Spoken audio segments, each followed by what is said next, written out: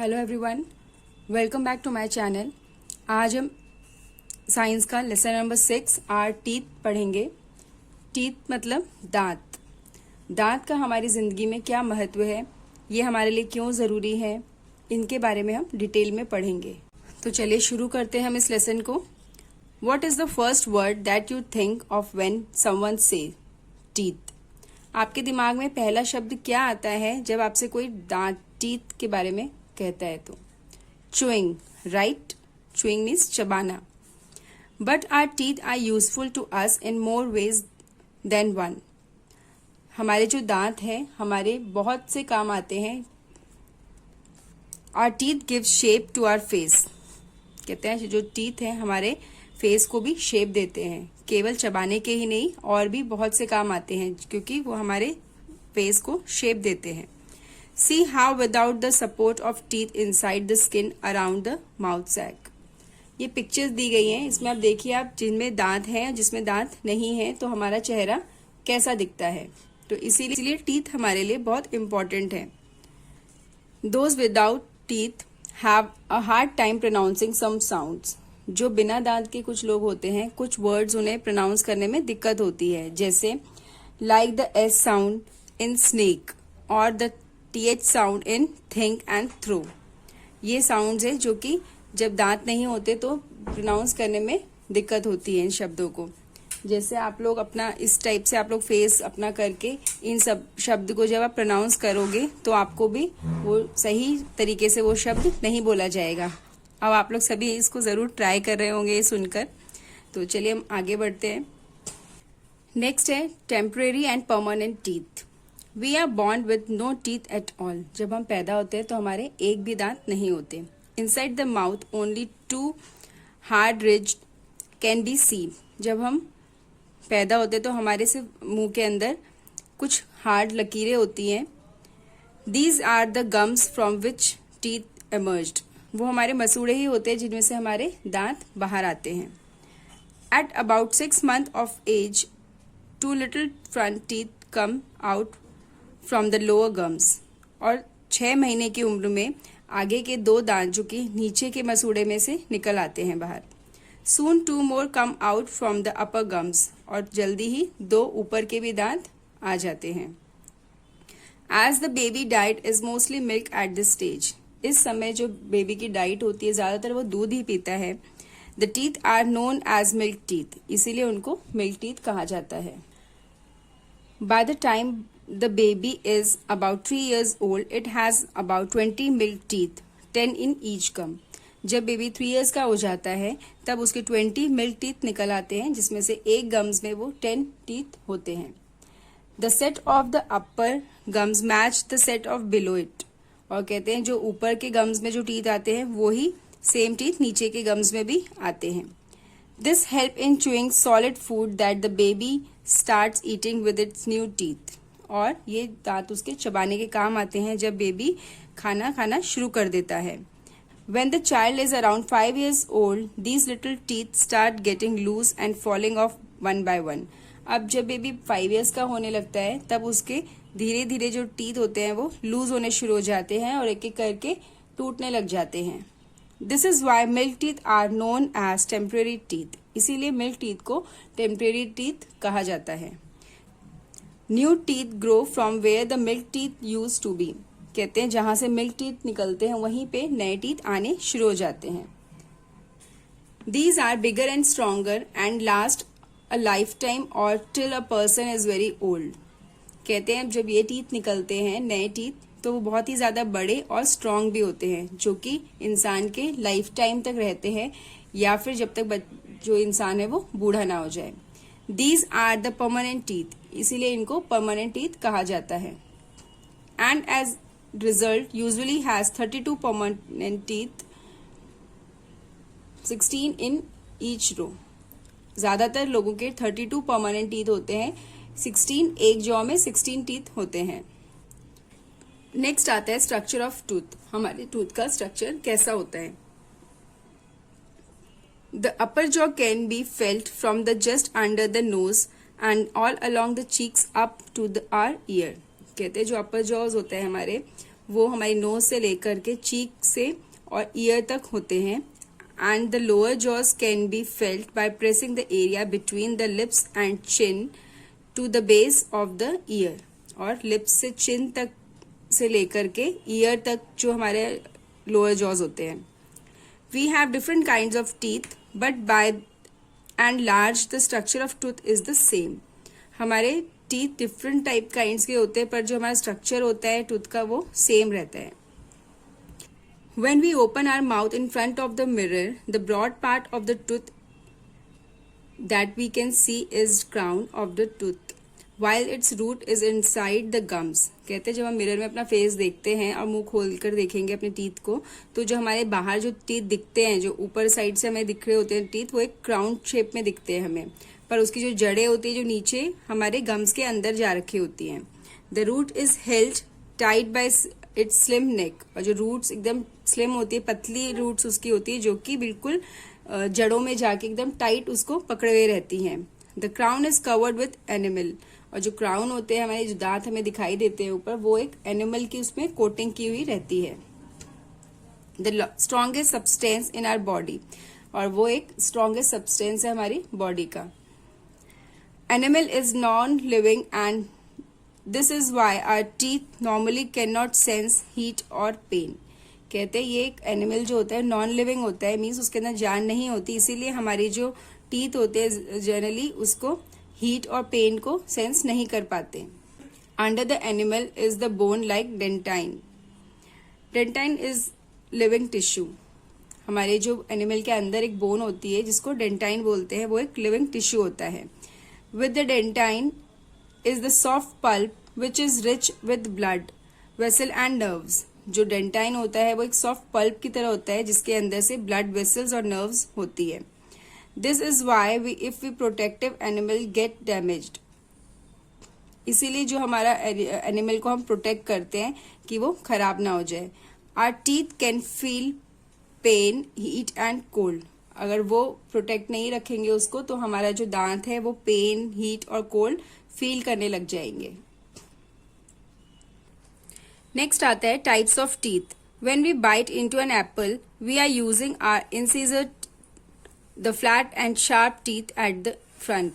कहते हैं जब हम एप्पल काटते हैं तो हम अपने आगे के दांतों का इस्तेमाल करते हैं जो कि बहुत ज्यादा शार्प होते हैं और फ्लैट होते हैं। Our 8 incisor are used for cutting food into small chewable pieces. और वो 8 दांत हमारे जो आगे के होते हैं, इंसिजर टीथ होते हैं, वो खाने को काटने में हमारी मदद करते हैं और उसको छोटे छोटे पीसेस में, जिससे हम उसको इजीली चबा सके, उसमें काटने में हमारी मदद करते हैं।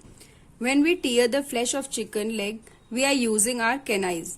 कहते हैं जब हम फ्लैश खाते हैं या चिकन लेग खाते हैं तो हम अपने कैनाइन्स को यूज करते हैं उसको चीरने और फाड़ने के लिए। The 4 canines, 1 on each side of the incisors। कहते हैं जो 4 कैनाइन्स होते हैं वो इंसिजर टीथ के साइड में होते हैं। Are long and pointed and used for tearing flesh. और वो लॉन्ग होते हैं, बड़े होते हैं और पॉइंटेड होते हैं जो कि फ्लैश को चीरने और फाड़ने में हमारी मदद करते हैं। Carnivorous animals like wolves and tiger have long and short canines. कहते हैं जो कार्निवोरस एनिमल्स होते हैं जैसे वोल्फ और टाइगर है, उसके बहुत लंबे लंबे और स्ट्रॉन्ग कैनाइन्स होते हैं। As we move along towards the ear, अगर जब हम ears की तरफ जाते हैं, next to the canines are the 8 premolars। और canines के just बाद में 8 premolars teeth होते हैं। In 4 sets of 2 each। और 4 सेट होते हैं उनके जो कि 2-2 के जोड़े में होते हैं। When we crack open a nut, जब हम मूंगफली तोड़ते हैं, we use our premolars that are placed after the canines। कहते हैं वो जस्ट हमारे कैनाइज के साइड में होते हैं, उसके बाद होते हैं।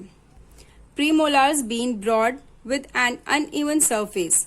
कहते हैं जो प्रीमोलार्स होते हैं बहुत ब्रॉड होते हैं, चौड़े होते हैं और अनइवन होते हैं, मतलब खुरदुरे होते हैं, ऊपर की तरफ से उनका जो सरफेस होता है वो फ्लैट नहीं होता, अनइवन होता है।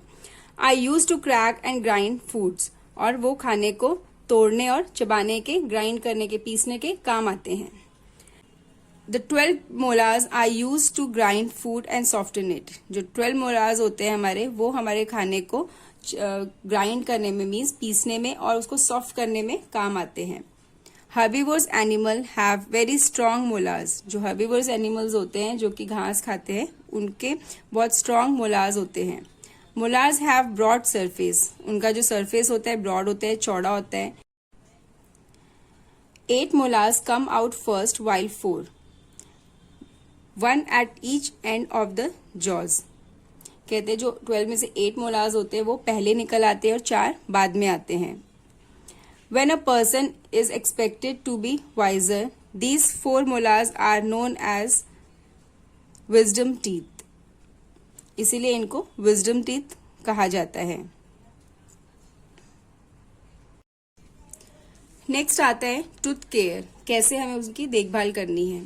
For some time as useful as our teeth we need to take special care to keep them healthy and strong. हमें अपने टीथ की देखभाल अच्छे से करनी चाहिए और उनकी स्पेशल केयर करनी चाहिए ताकि वो हेल्दी एंड स्ट्रांग रह सके।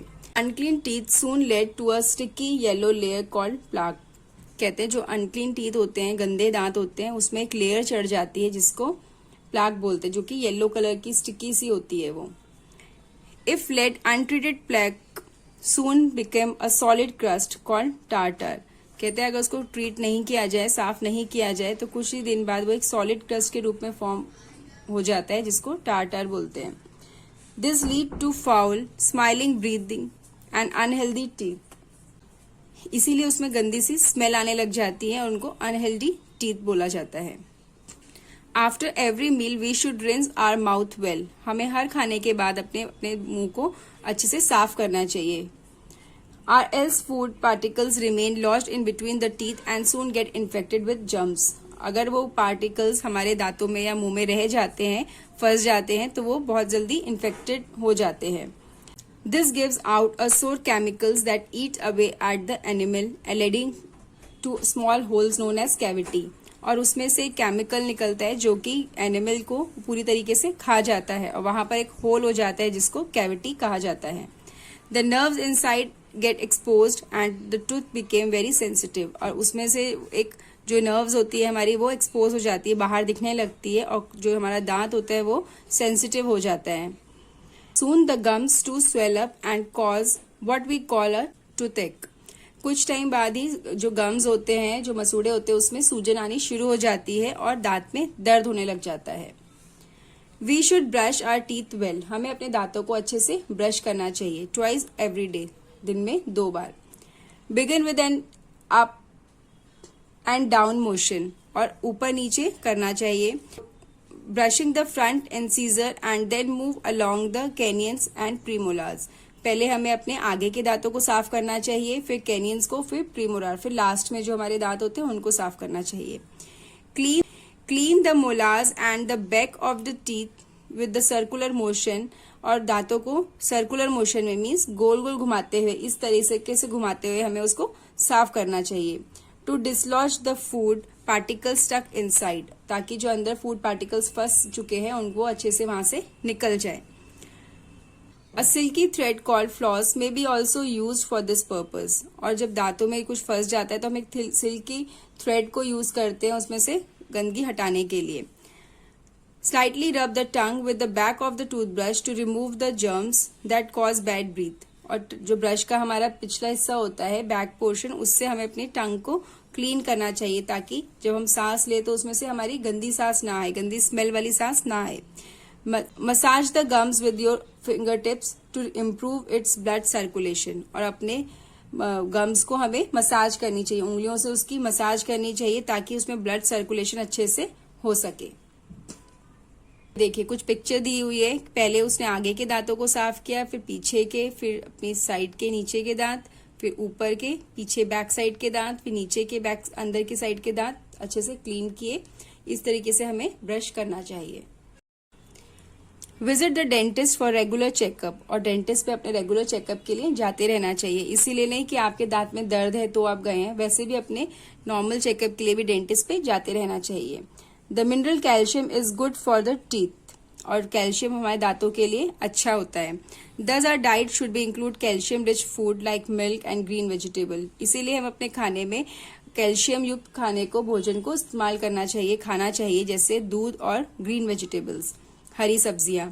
Too much sweets and fizzy cold drinks and sticky candies are bad for teeth and are thus best avoided.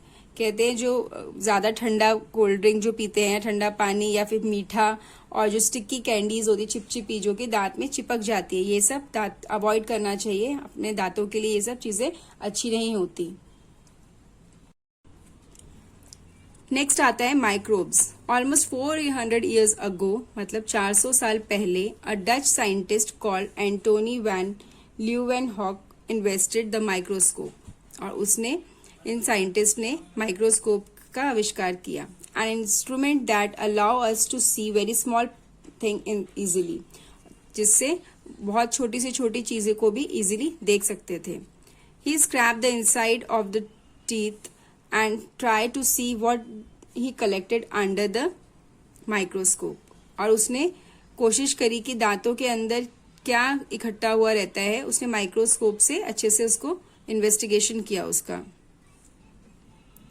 He was amazed to see many many living things, और उसको देख के हैरानी हुई कि उसके अंदर बहुत सारे living things उसको दिखाई दिए। Such living things that can be seen only under the microscope called microbes, और वो सिर्फ तभी दिखाई दे सकते हैं जब आप उसको माइक्रोस्कोप से देखोगे, जिनको माइक्रोब्स कहा जाता है। Some microbes are useful to us while some that are harmful are known as germs.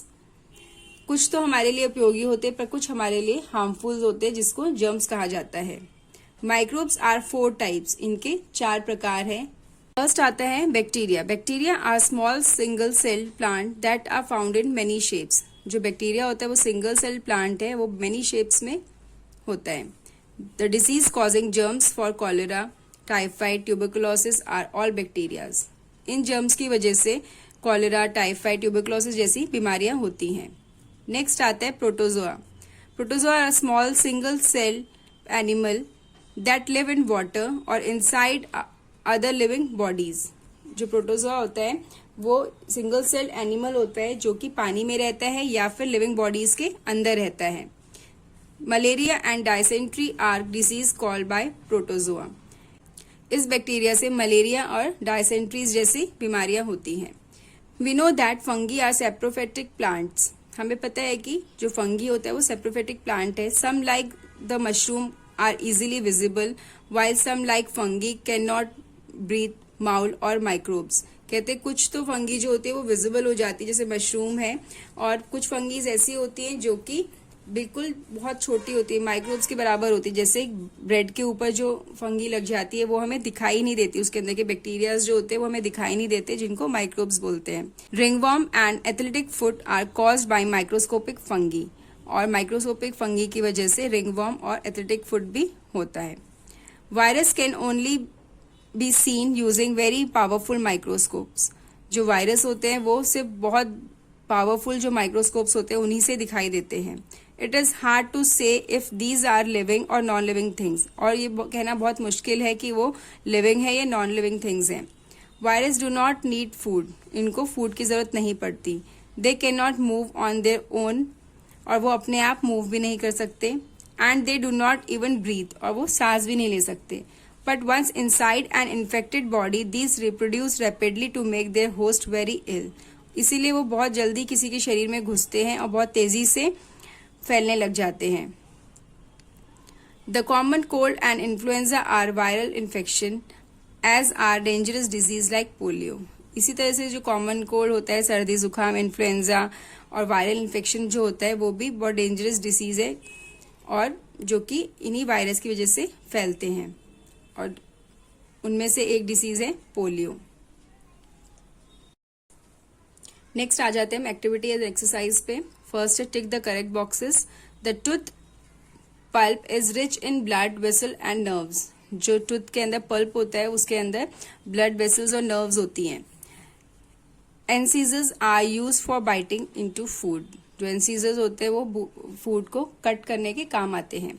Bacteria are single cell plant. जो बैक्टीरिया होता है वो सिंगल सेल प्लांट होता है। Floss is a silky thread use for cleaning the gap between teeth. जो floss एक thread है, silky thread है, जो कि दांतों के बीच में जो फंस जाता है उसको सफाई करने के काम आता है। Protozoa are single celled animal. जो प्रोटोजोआ है वो सिंगल सेल्ड एनिमल है। There are 8 premolars in permanent set of teeth. हमारे 8 प्रीमोराल्स होते हैं जो कि परमानेंट सेट होते हैं। An adult human has 4 incisor in each jaw. जो एडल्ट होते हैं उनके 4 इंसिजर होते हैं एक जॉ में। अब नेक्स्ट आ जाते हैं हम क्वेश्चन आंसर्स पर। Why should we care for our teeth. हम अपने दांतों की देखभाल क्यों करनी चाहिए।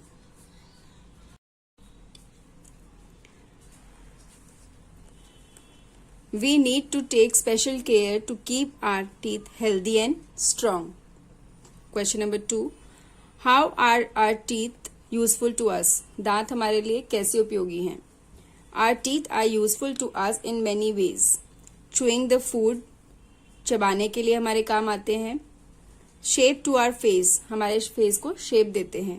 Correct pronunciation of words, शब्द को सही ढंग से बोलने के काम आते हैं। Question number 3. Name some diseases that are caused by germs. उन बीमारियों के नाम बताइए जो कि germs के कारण होते हैं। Cholera, tuberculosis and typhoid. Question number 4. Name the different type of human teeth. How many of each are there in children and adults? Different type के जो teeth होते हैं humans में वो बताइए उनके नाम, और चिल्ड्रंस और एडल्ट्स में कितने होते हैं वो भी बताइए। There are 4 types of teeth in our jaws. हमारे दांतों में 4 प्रकार के टीथ होते हैं। Incisors, canine, premolar, molar. There are 20 teeth in children's jaws and 32 teeth in adults jaw. Question number 5. Describe the structure of tooth. The broad part of the tooth is the crown of the tooth. While its root is inside the gums, it is held tightly by its slim neck. The crown is covered with enamel. Enamel is a bone-like dentine. In the dentine is soft pulp which is